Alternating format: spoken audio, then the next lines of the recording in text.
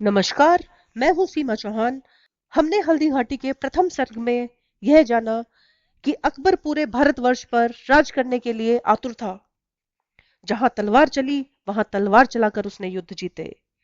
जहां घात लगाई जा सकती थी वहां उसने घात लगाई, और जहां कोई हथियार काम न आया उसने मीठी बोली बोलकर शत्रु को अपने साथ मिला लिया।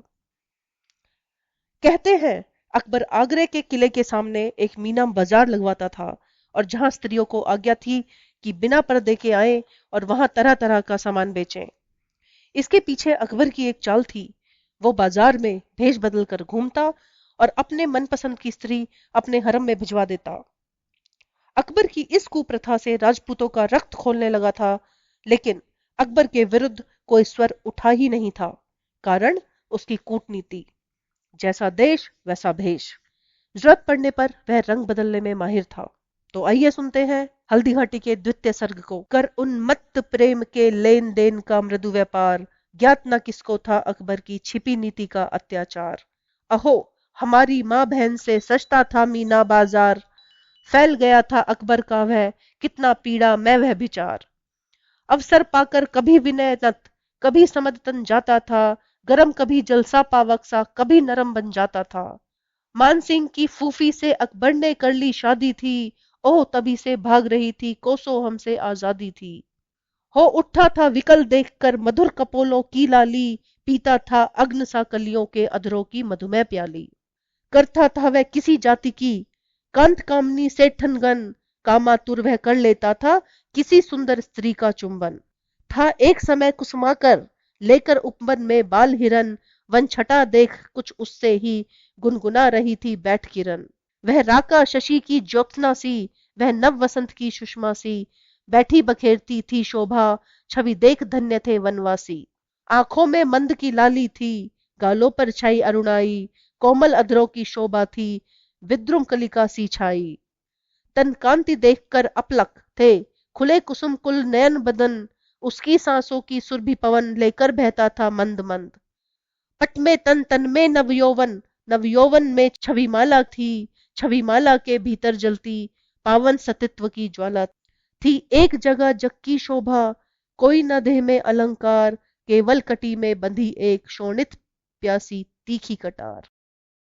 हाथों से सुलह सुलह कर नव बाल हिरन का कोमल तन, विस्मित सी उससे पूछ रही वह देख देख वन परिवर्तन।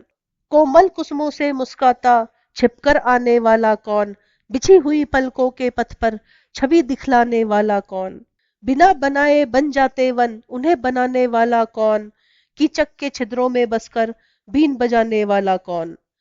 कल कल कोमल कुसुम कुंज पर मधुर बरसाने वाला कौन, मेरी दुनिया में आता है वह आने वाला कौन। छुम छुम छनन रास मचाकर बना रहा मतवाला कौन, मुस्काती जिससे कलिका है वह किस्मत वाला कौन। बना रहा है मत पिलाकर मंजुल मधु का प्याला कौन, फैल रही जिसकी महिमा है वह महिमा वाला कौन। मेरे बहुविकसित उपवन का विभव बढ़ाने वाला कौन, विपट निचय के पूत पदों पर पुष्प चढ़ाने वाला कौन। फैला कर माया मधुकर को मुग्ध बनाने वाला कौन, छिपे छिपे मेरे आंगन में हंसता आने वाला कौन।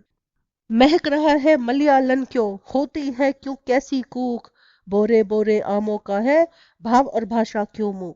वह इसी तरह थी प्रकृति मृग, तब तक आया अकबर अधीर, धीरे से बोला युवती से वह कामातुर कंपित शरीर। प्रेयसी गालों की लाली में मधु भार भरा मृदु प्यार भरा, रानी तेरे चलचितवन में मेरे उर का संसार भरा। मेरे इन प्यासे अधरों को तू एक मधुर चुंबन दे दे, धीरे से मेरा मन लेकर धीरे से अपना मन दे दे। यह कहकर अकबर बढ़ा समय उसी सती सिंघनी के आगे, आगे उसके कुल के गौरव पावन सतित्व उर के आगे। शिशोदिया कुल कन्या थी वह, सती रही पंचाली सी, शतरानी थी चढ़ बैठी उसकी छाती पर काली सी। कहा डपट कर बोल प्राण लूं या छोड़ेगा यह वह विचार, बोला अकबर क्षमा करो अब देवी न होगा अत्याचार। जब प्रताप सुनता था ऐसी सदाचार की करुण पुकार, रण करने के लिए म्यान से सदा निकल पड़ती तलवार। जय हिंद, जय भारत।